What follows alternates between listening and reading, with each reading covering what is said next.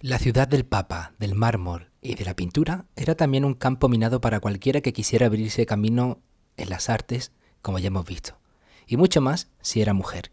En esta ciudad se dictaban las modas, se decidían las fortunas, se creaban estilos artísticos. Allí reinaban Bernini, Guido Reni, los Carracci, y en la sombra algunas mujeres que también buscaron dejar su huella.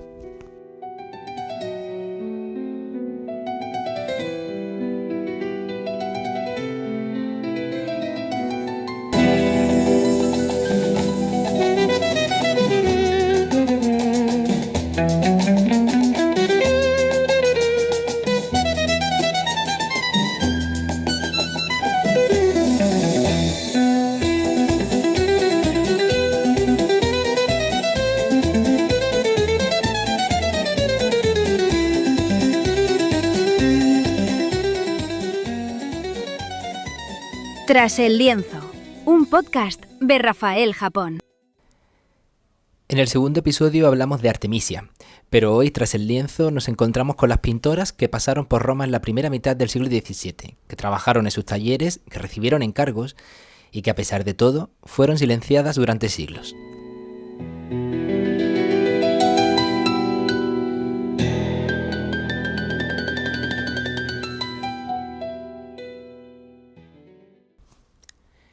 En 1604, Roma recibía con expectación a una pintora boloñesa que ya era célebre en su ciudad natal, Lavinia Fontana.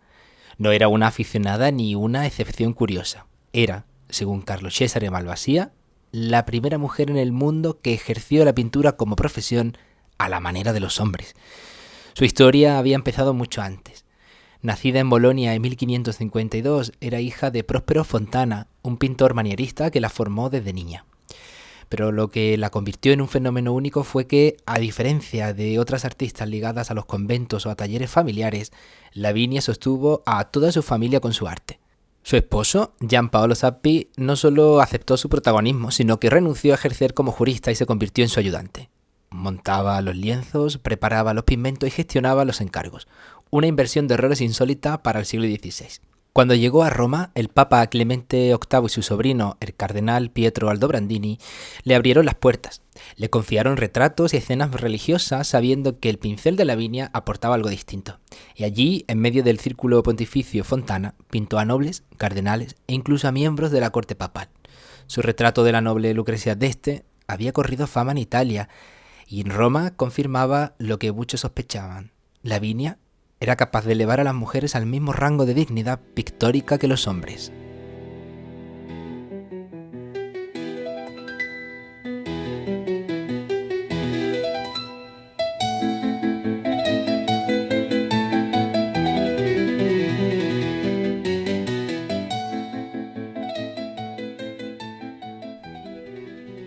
Uno de los episodios más curiosos y significativos lo cuenta Malvasia. A diferencia de sus colegas varones, Fontana recibía permiso especial para retratar desnudos femeninos del natural, un privilegio que le permitió firmar cuadros como Minerva desnuda, hoy en la Galería Borghese, en los que un cuerpo femenino aparece representado con libertad inédita para una mujer pintora. La propia elección del tema, la diosa de la sabiduría, armada y desnuda, era un desafío a los límites sociales de su época.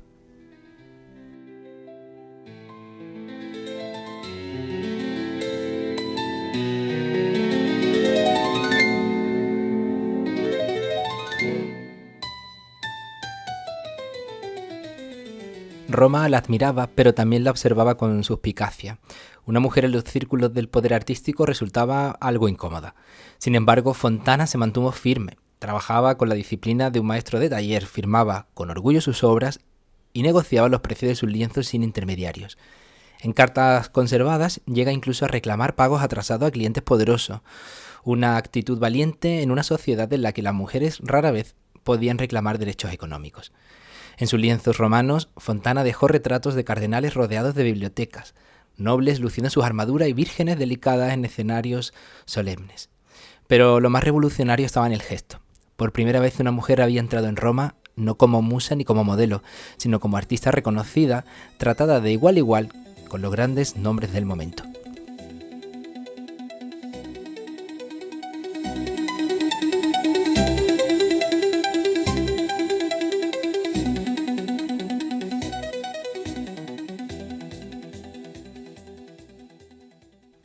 En España, la huella de Lavinia Fontana no es abundante, pero sí reveladora. No hablamos de un gran conjunto de obras conservadas en nuestros museos, sino de presencias aisladas que permiten medir hasta dónde llegó su fama. La pieza más importante es la Sagrada Familia con San Juanito, fechada en 1589 y conservada hoy en la Galería de las Colecciones Reales, dentro de Patrimonio Nacional. Es una obra que nos recuerda que Lavinia no fue solo una retratista de élite boloñesa o una pintora admirada en Roma, también fue una artista capaz de circular en los espacios de prestigio de la monarquía hispánica. Su pintura entró en el universo devocional de los Austria, allí donde la imagen religiosa no era solo objeto de piedad, sino también signo de cultura, linaje y poder. En el Museo del Prado no se conserva hasta donde permite comprobar su catálogo actual una obra autógrafa de Lavinia Fontana. Lo que sí aparece en la colección es una Santa Cecilia realizada por un autor anónimo después de 1614 que copia casi a la misma escala una pintura que Lavinia había ejecutado sobre pizarra para la capilla Ribaldi de Santa María del Apache en Roma. Es decir, no es Lavinia directamente, pero sí la prueba de que sus modelos fueron conocidos, reproducidos y valorados más allá de su mano.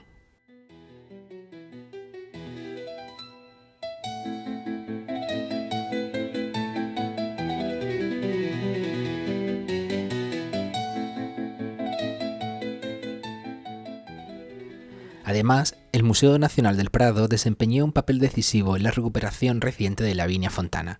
Entre el 22 de octubre de 2019 y el 2 de febrero de 2020, el museo le dedicó, junto a Sofonis Vanguisola, la exposición Historia de dos pintoras, Sofonis Vanguisola y Lavinia Fontana. No era una muestra menor. Reunía a dos artistas que alcanzaron fama en vida, pero que durante siglos quedaron desplazadas del relato, del Renacimiento y del primer barroco. Para Lavinia aquella exposición fue una forma de reparación. El Prado no la presentaba como una rareza femenina, sino como una profesional, una pintora con taller, clientela, ambición intelectual y capacidad para competir en los mismos espacios que sus colegas varones.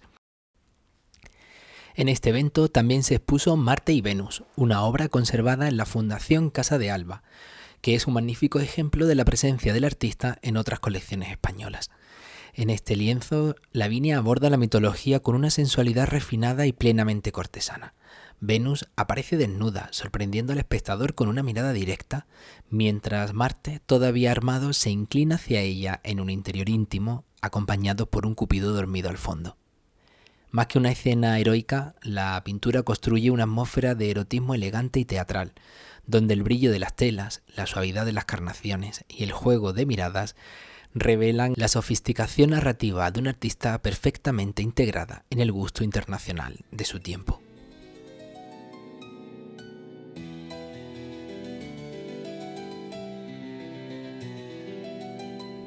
Pocos habrán escuchado hablar de Claudia del Búfalo, una pintora noble activa en Roma entre finales del siglo XVI y principios del siglo XVII, ya que su única obra conocida es el retrato de Faustina del Búfalo, el cual ofrece una ventana al mundo artístico y social de la época. Claudia del Búfalo nació en Roma en 1560, perteneciente a la noble familia romana del Búfalo. Aunque su nombre no es ampliamente reconocido en la historia del arte, su inclusión en el inventario de la Villa Borghese de 1650 sugiere que su obra fue apreciada en su tiempo. La única obra conocida de Claudia es el retrato de Faustina del Búfalo pintado en 1604. Se trata del retrato de su hermana con una vestimenta rica y adornos que reflejan el estatus social de la familia. Es interesante notar que en el inventario de la Villa Borghese el autor del retrato fue registrado como Claudio del Búfalo, un error que llevó a muchos historiadores a atribuir la obra a un hombre, hasta que se descubrió la firma femenina en la base de la columna. La familia del Búfalo fue una de las muchas familias nobles que florecieron en Roma durante el Renacimiento y el Barroco.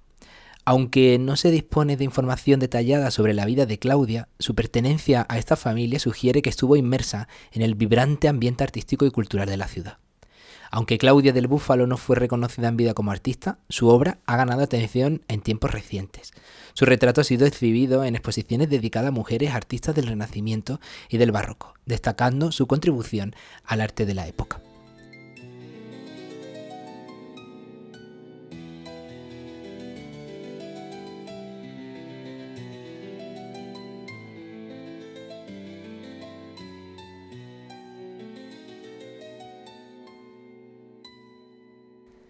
Si Lavinia Fontana rompió los moldes de la pintura, Plautilla Bricci los hizo añicos en otro terreno aún más inaccesible para una mujer del siglo XVII, la arquitectura. Nació en Roma en 1616, hija de Giovanni Bricci, un pintor y músico vinculado a la corte de los Barberini. Su formación no fue casual. Su padre la introdujo en los círculos artísticos más cercanos al poder y muy pronto Plautilla empezó a destacar no solo como pintora, sino como una de las primeras mujeres arquitectas de Europa de las que tenemos noticia documentada. Su gran mecena fue el abad Elpidio Benedetti, hombre de confianza de la familia Barberini y de la corte de Luis XIV en Roma. Gracias a él, Plautilla obtuvo un encargo inaudito: diseñar una villa en la Vía Aurelia, a las afueras de Roma, la llamada Villa Benedetta, conocida popularmente como el Vascello por la forma de su fachada, semejante a la proa de un barco. El proyecto era audaz. Plautilla se atrevió a combinar la monumentalidad barroca con un lenguaje casi escenográfico propio de la Roma teatral de Bernini. La villa se convirtió en un símbolo de prestigio para Benedetti y en la prueba definitiva de que una mujer podía concebir y dirigir una obra arquitectónica de gran escala.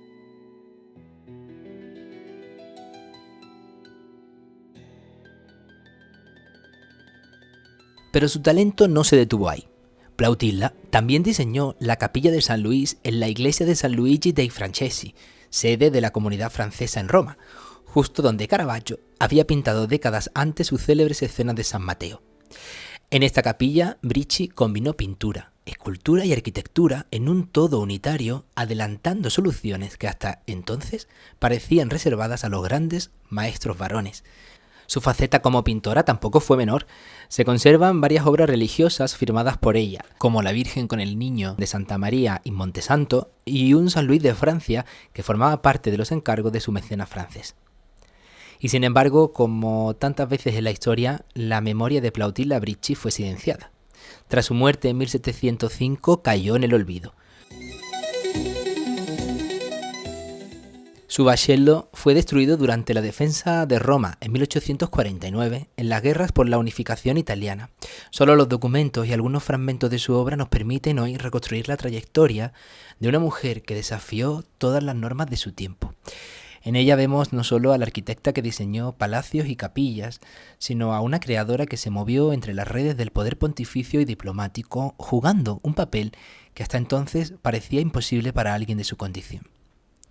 Plautilla Bricci es, en definitiva, la arquitecta invisible del barroco romano, borrada de la historia, pero ahora redescubierta como pionera.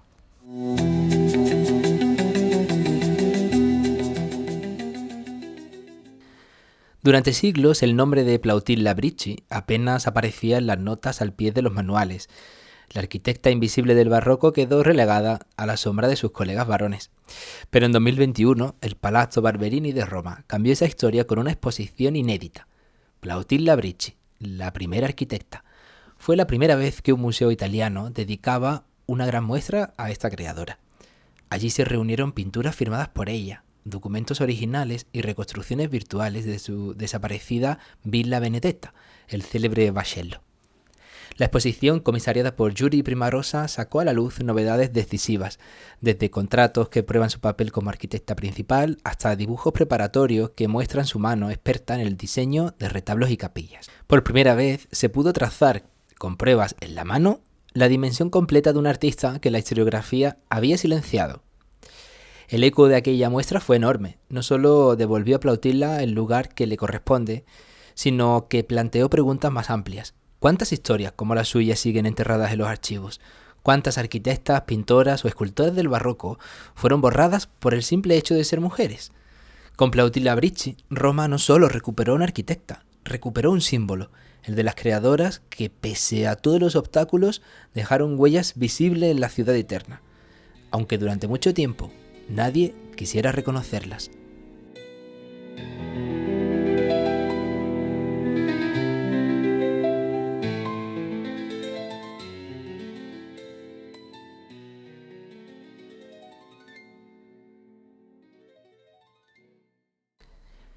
Roma también acogió a Giovanna Garzoni, la pintora de las miniaturas y de las naturalezas vivas.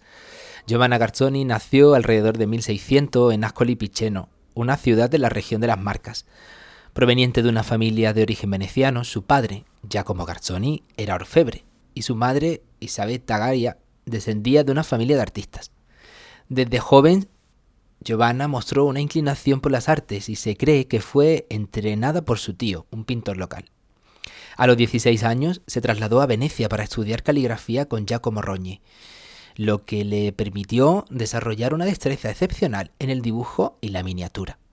A lo largo de su carrera, Garzoni trabajó en diversas ciudades italianas, incluyendo Nápoles, Turín y Roma.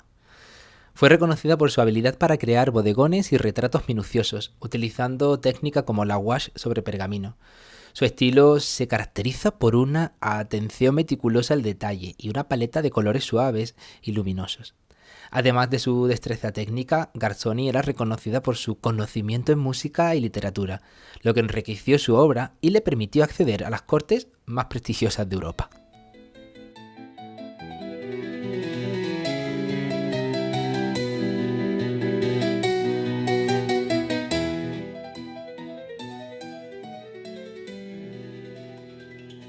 Roma fue una ciudad clave en la vida de Garzoni. Allí fue admitida en la prestigiosa Academia de San Luca, un honor raro para una mujer en su época. En la capital italiana realizó algunas de sus obras más destacadas, incluyendo el autorretrato como Apolo, una miniatura que refleja su habilidad técnica y su amor por la mitología clásica.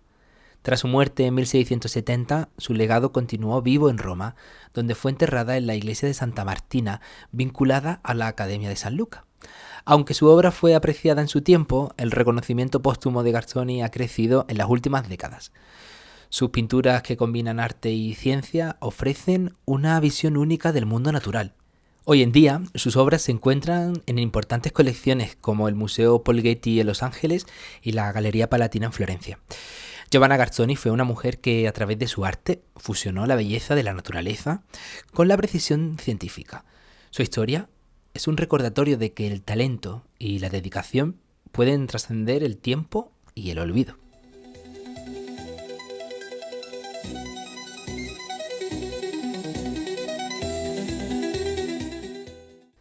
Durante siglos, las pintoras del Seicento fueron reducidas a notas al pie en la historia del arte.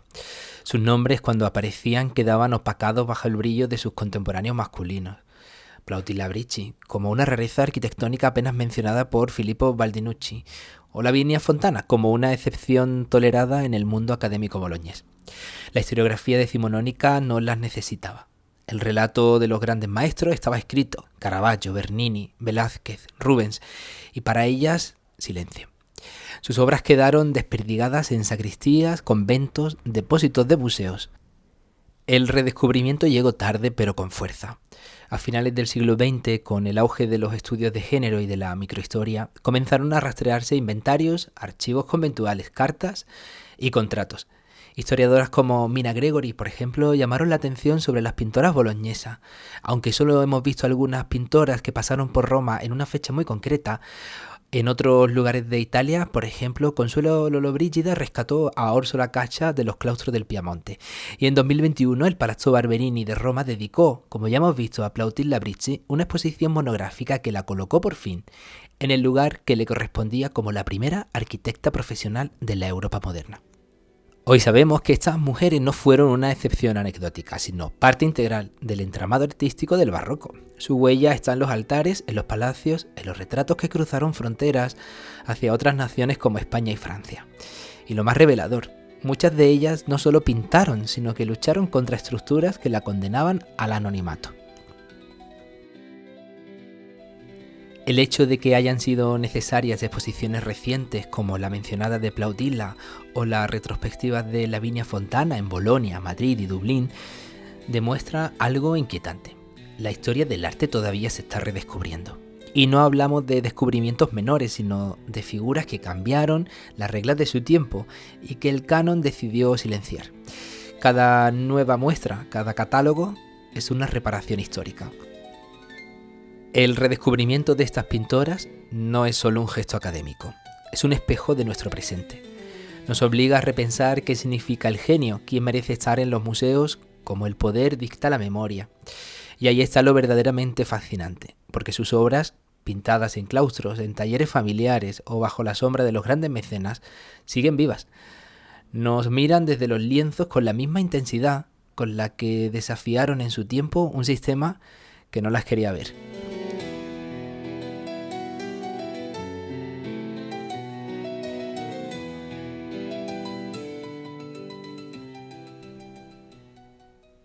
Este episodio termina, pero sus ecos no.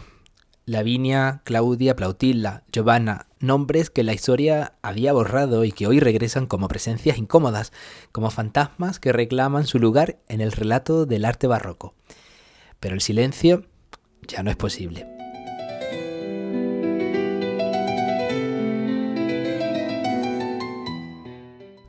En el próximo episodio, que será el último de esta temporada, tendremos tras el lienzo a Annibale Carracci y con él sus estancias romanas y a su Academia degli Incaminati, es decir, de los encaminados, la escuela que desafió a manieristas y caravallistas y que reinventó el arte en Roma. Allí, entre bocetos, anatomías y debates, nació el germen de un nuevo estilo que cambiaría para siempre la pintura italiana y la manera de enseñar y de entender la pintura en la Europa barroca. Pero tras la disciplina académica de Annibale Carracci también se ocultan sombras de ambición, rivalidad y locura.